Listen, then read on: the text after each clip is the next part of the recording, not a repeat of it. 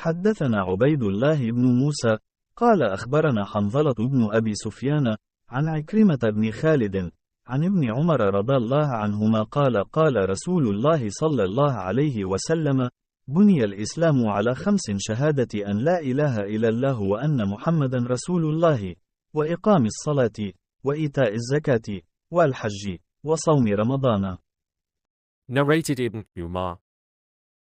Allah's Messenger said, Islam is based on the following 5 principles. 1. To testify that none has the right to be worshipped but Allah and Muhammad is Allah's messenger. 2. To offer the compulsory congregational prayers dutifully and perfectly. 3. To pay zakat, i.e. obligatory charity.